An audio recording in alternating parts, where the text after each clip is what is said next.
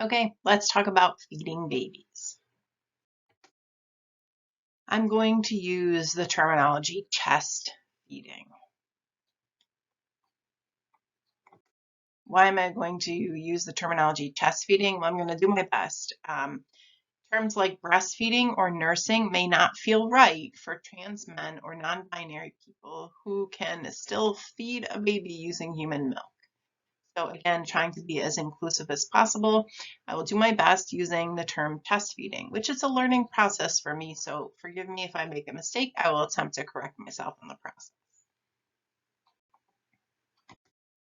The World Health Organization recommendations for chest feeding: that babies should feed in the first hour of life, that babies should have exclusively human milk for the first 6 months of life, that babies should feed on demand, and that babies should be chest fed for up to 2 years or beyond.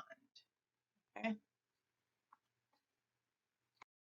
So what is colostrum? Colostrum is the earliest milk. Sometimes this is produced before birth. So sometimes a person who is pregnant may have some leaking from their breast prior to birth, and that would be colostrum.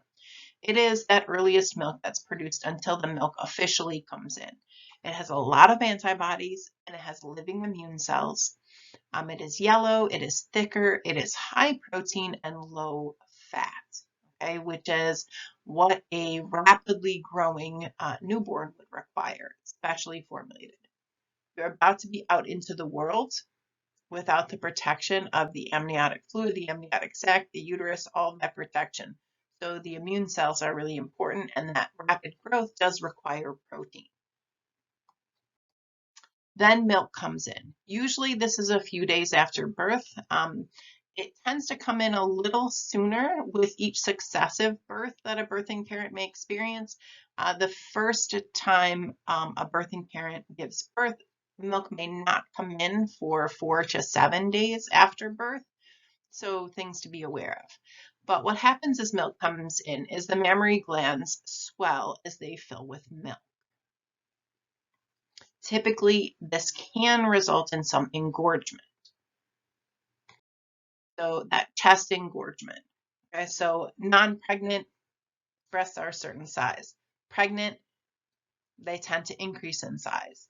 And then when lactating, they tend to be larger, especially in the early stages of milk coming in. So the chest may feel tender and sore. The discomfort typically goes away with chest feeding. With severe engorgement, and if the baby is unable to latch on to the nipple, may require some pumping, either from a hand pump, from an electric pump, or with just hand expressing to relieve some of that engorgement so that the baby can latch on. Without chest feeding, so if you are choosing or unable to chest feed, it may last until the mammary glands stop making milk. So that's usually within a few days, and there are some ways to help alleviate that. So here's a photo of an engorged breast, which you can see that nipple is very taut, which may be difficult for a baby to latch onto, so there may have to be some relief before chest feeding. You should know that not all milk is the same. So there are 3 main categories of milk. First, we have colostrum. Talked about this a little bit. The first few days after birth, lots of antibodies, high protein, low fat, perfect for just being born into the world. Then there's foremilk versus hindmilk. What do I mean? Well, foremilk is much more watery, okay? It quenches thirst. It has lactose and protein. It's not particularly high in calories or fat. So this is usually at the beginning of a feeding or pumping session. And then the longer that you feed and pump, what starts to happen is the hind milk comes in. The hind milk is thick and creamy, it's high in fat and calories, and it's at the end of a feeding or pumping session. It is important to get both types of milk. Okay, if you are pumping to feed to a baby later, they need both types of milk. If a baby only has foremilk, so doesn't feed long enough to get hindmilk, they may have some problems growing because they aren't getting that high fat, high calorie hindmilk. If you're pumping and not pumping long enough and don't get the hindmilk, there may be issues with growing. So how does the milk come out? Well, it comes out through milk ducts. But it's not like one stream of milk. Like from a bottle, it just comes out like one stream. It's not like that. Okay, so milk ducts kind of comes out like this statue illustrates fairly well. Um, and if a baby is feeding and lets go of the nipple in the middle of a feed, the milk might still be coming out and could be coming out in any number of directions. Each duct is going to have a separate hole in the nipple for the milk to come out of. Okay, you can see from this illustration that the colostrum, the milk, comes from a lot of different ducts. It's not even always the same color. One gland may be beginning to be emptied, so that would be foremilk. One may be more completely emptied, so it would be releasing hindmilk. So there's a lot of variation, but you can see there's a lot of holes, a lot of duct openings where the milk is coming out. Okay, how does the baby get the milk out? Well, this requires a correct latch.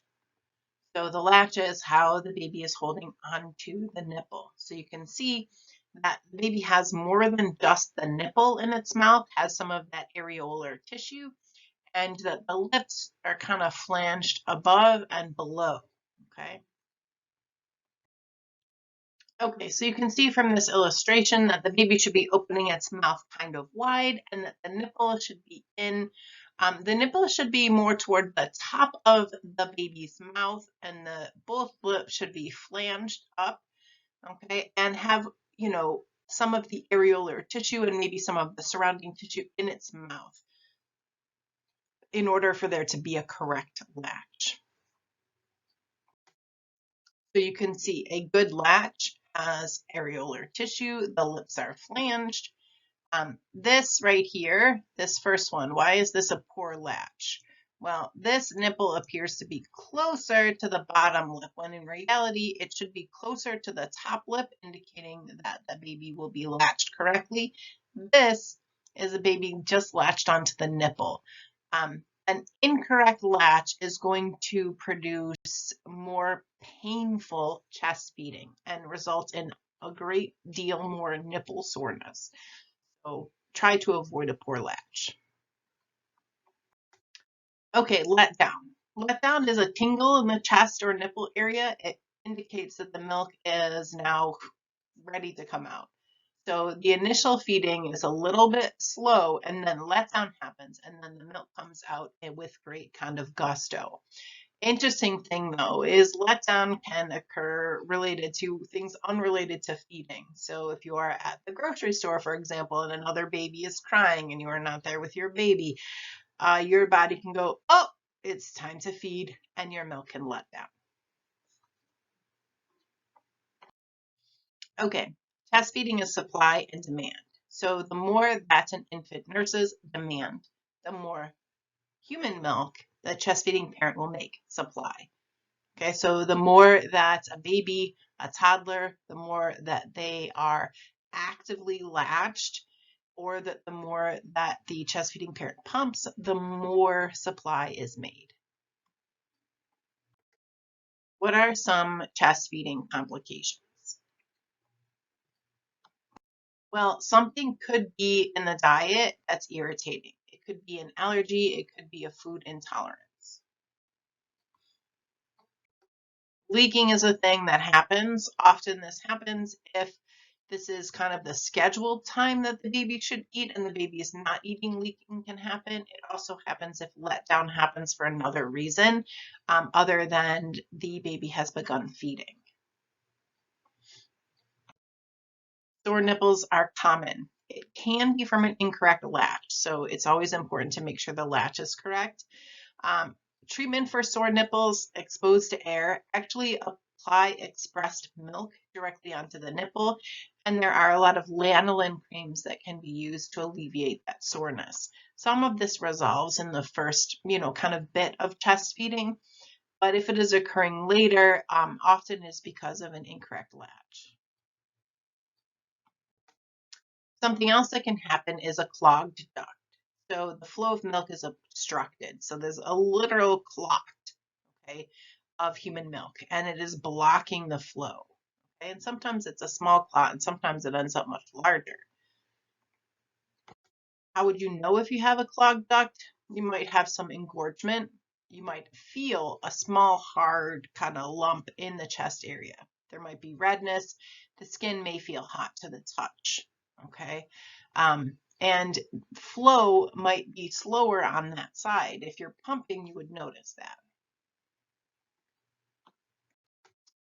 So what are the treatments? Well, hands-on pumping. So using your hand to express, more frequent chest feeding or more frequent pumping, using warm compresses, also doing some massage in the shower or during warm compresses. Changing your feeding position. So if you're always feeding, holding the baby this way, try and vary it. So there's like the football hold where you can hold the baby's head in your hand and kind of nurse like this. Also, dangle feeding is recommended. So as it sounds, it's literally like dangle feeding, okay? Either with a pump or with the baby. Now, a clogged duct can result in mastitis, and mastitis is an infection. So most often it's a clogged duct, can be caused by bacteria, but it's going to basically feel like you have the flu. Pain, swelling, warmth, fever, chills. The treatment is going to be antibiotics. Don't ignore this when it happens. So mastitis, very serious, can be very serious. Okay, it is an infection. You definitely want to get treatment. So if you randomly feel like you have the flu, you are chest feeding, odds are mastitis is possible. But what are some alternatives to chest feeding? So this may be something that doesn't work for you, or for whatever reason, what are some alternatives? The important thing is that the baby is getting the right nutrients, and how that happens is less important.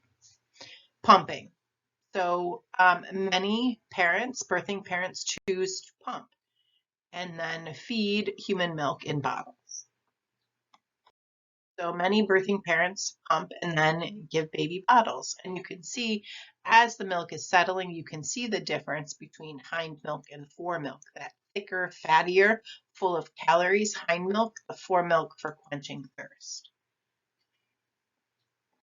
Now, there are a lot of different kinds of pumps, so you kind of have to find what works for you. If you are someone who is exclusively pumping, you are definitely going to want something more like a double electric pump that is going to allow you to do both at the same time. If you are someone who is pumping while feeding, a manual pump may be more useful.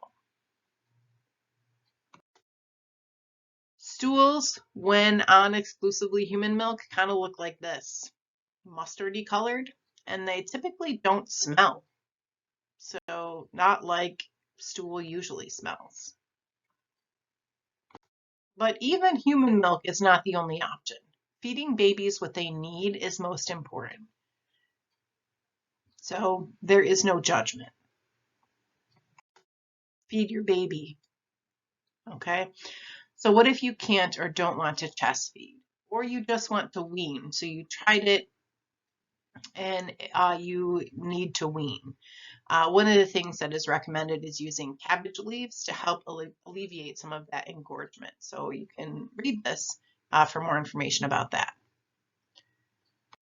If you are choosing not to or want to stop chest feeding or pumping or whatever, formula feeding is absolutely a viable option. Again, what's important is that the baby gets what it needs. There are many types of formula. You should follow doctor advice, okay? If the baby has a reaction to some type of formula, follow recommendations to find a formula that might be less irritating. Baby might get gassy with one type of formula, maybe lactose intolerant and need a different type of formula. Again, it may be trial and error, so following doctor advice. There are also many types of bottles, and sometimes this is trial and error, finding a bottle that works right for you and the baby. Okay. There is this thing that happens called cluster feeding. So remember the whole supply and demand thing? Cluster feeding is all of a sudden the baby would be feeding more frequently. Okay. And this is increasing demand to increase supply. Okay. Now, this right here is just being able to tell the difference. How can you tell if the baby is feeding often because I'm not making enough milk, or if the baby is feeding often because they are cluster feeding? So this can kind of help you differentiate. A baby's stomach is very small. So on day one, it's literally the size of a cherry. So 5 to 7 milliliters. That's literally like 1 to 1.5 teaspoons. Tiny. Okay. By a month, it's about the size of a large egg. So about 2.5 to 5 ounces, depending on the baby. All right. Poop. Once there's a baby, poop becomes ultimately part of the discussion. So remember, a breastfed baby is going to have this sort of mustardy color poop, which typically doesn't really smell so much. Okay, meconium, which can be released in utero, which would be problematic because it mixes with amniotic fluid, but those first stools are typically like this tar-like substance. But knowing what is normal for your baby and knowing what is concerning, anytime there is red, that could indicate blood, which is definitely something to be concerned about.